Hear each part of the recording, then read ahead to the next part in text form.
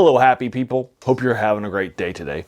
Today we're taking a look at the final book in the Louise Cooper Time Master trilogy, The Master.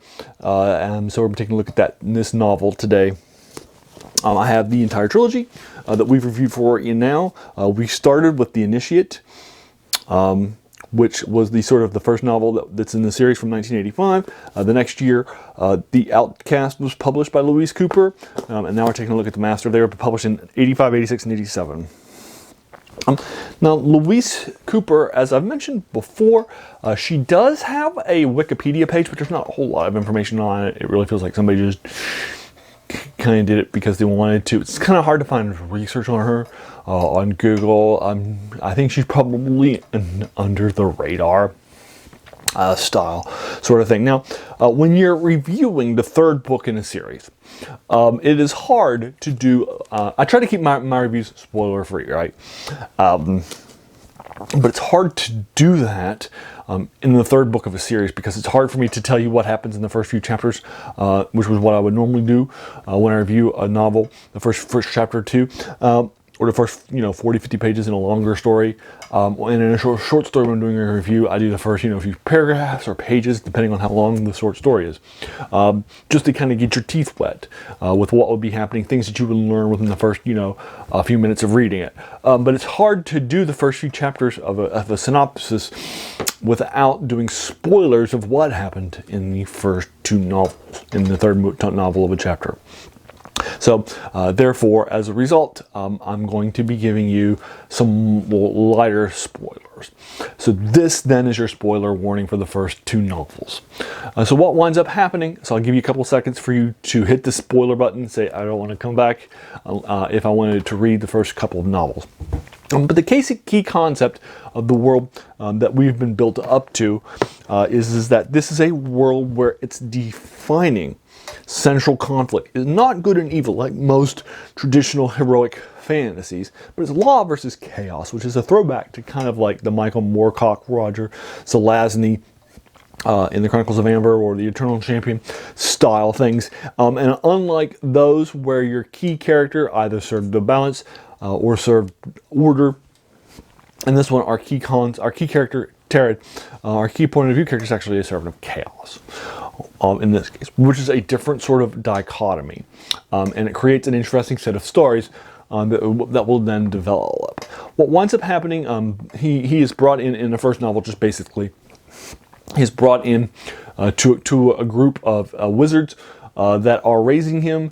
He's more powerful as a wizard than anybody has been in centuries, and so he is seen. The land is turning darker.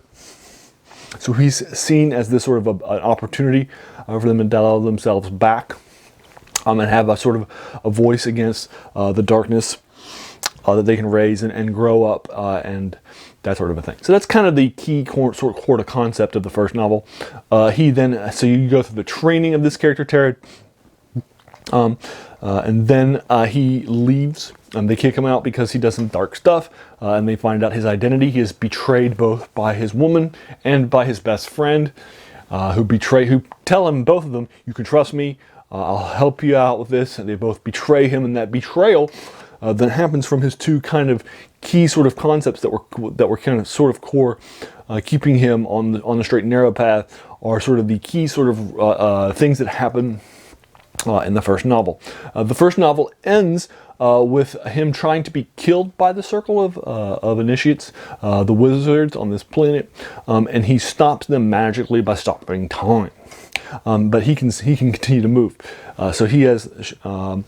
So that's just probably where the idea of the time master comes from. So Tarad leaves the castle.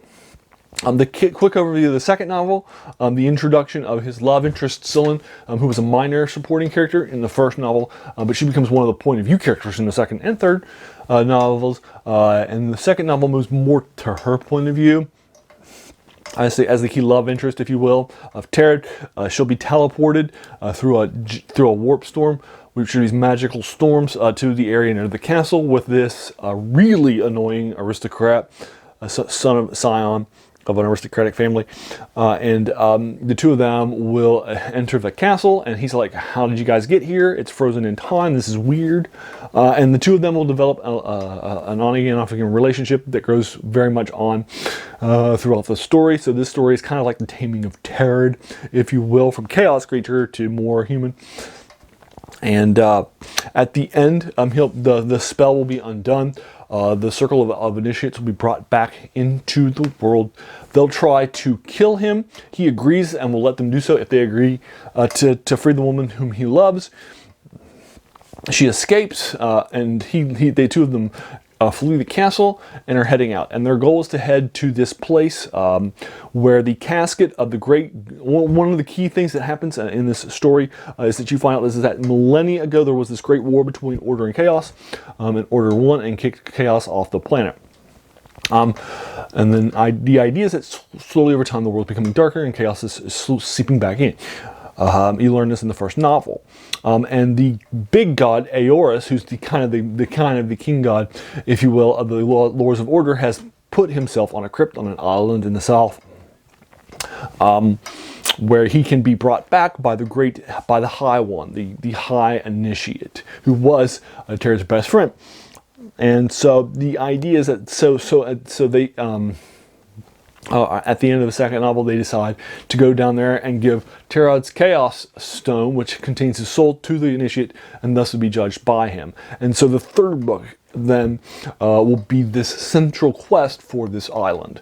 Scylla and Terra will be separated, and so the first part of the third book, they'll separate journeys. We also follow along with a couple of the good people, the Servants of Order, and follow along with their journey to this island, and then we'll arrive at the island, and then there's like 100 pages of the island, the central conflict that will happen on it between Law and Order. Between Law and Order and Chaos on the other side. And that central conflict will be resolved, and there's like 30 pages afterwards of like resolution. And that's kind of sort of the core concept. And again, I really enjoy this series of novels. I picked up the first novel, The Initiate, when I was in college from a local, in West Virginia University, in Morgantown, West Virginia, a local used bookstore there from their science fiction and fantasy section at their used bookstore. I really enjoyed the first book. I couldn't find the second two books, so I placed a special order with them. And they put out like, a note in their newsletter to asking for other used bookstores that had these copies of these books to send them over. And they sent them over, and I purchased them from them, special ordered from my bookstore. That's why I like them so much. And then I knocked out the other two. And so I read them when I was in college. And, I was in college in the 90s, right? I just turned 45. I've read this probably when I was 20, 21, 20, or maybe 19. So it's at least 42, 43, 44 years ago, maybe 45 years ago or 46 years ago by now. And so it's been a while since I've read it. And so I wanted to go back to this because I've always been a fan of this trilogy.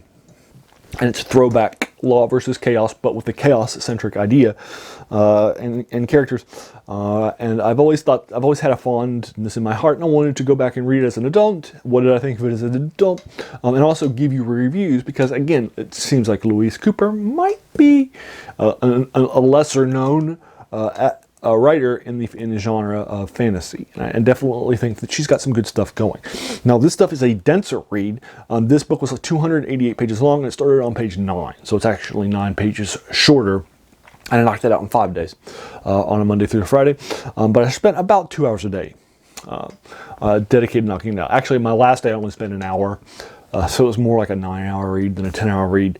But she's actually a denser writer than a lot of modern writers are, which is good if you've got the time to really engage a longer story with some denser writing, and you want to invest the time. You're going to be worth it. It's worth its time. But it's bad if you're just looking for a lighter read.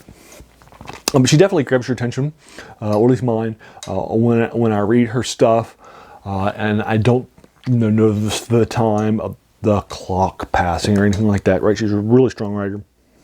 And this stuff's really good. And I'm giving the conclusion of this sort of the Law versus Chaos series of the Time Master trilogy a 7 out of 10. I like it. It's well done. It has good details, but it's not a master in the genre. It's worth your time. If you've never heard of Louise Cooper, put her on your list. And again, if you're looking for a throwback Law versus Chaos series, this is your series. If you're looking for that sort of an old school view, where Law versus Chaos was sort of the central conflict rather than good versus evil of the Tolkien stuff and his stuff that he inspired. If you're looking for the Moorcock and Zelazny sort of conflicts, but the Chaos side instead of, the Eternal Champion or the Ambers that served order, then this is your sort of this is going to be something that you're going to really enjoy. Law versus Chaos was sort of the central conflict of fantasy for about 2 or 3 decades, starting in about the mid-60s and ending through about the late 70s, early 80s. And then, although there was the occasional Law versus Chaos dynamic, like the Shannara stuff by Terry Brooks, for the most part it was Law versus Chaos. And that's why the central sort of conflict of the fantasy genre, that Dungeons and Dragons that started off, its alignment wasn't good versus evil. Its alignment was Law versus Chaos, because that was sort of the default alignment system of the modern contemporary stories that were being told the other day. So if you want something like that, this is your lobster. And there you are. Have you read anything by Louise Cooper? Have you heard of her before? Have you read this novel or the trilogy? If so, I would be more than happy to engage you with it further in the comments below. If you like this video, why not hit that subscribe button, because there's going to be a lot more of these to follow. And then finally, I want to thank you so much for taking some time out of your day and spending it watching my video. We all have so many things that are happening in our lives, and we're pulled in so many different directions. So the fact that you spent this time with me is incredibly humbling, and I appreciate it. So thanks again, and have an amazing day.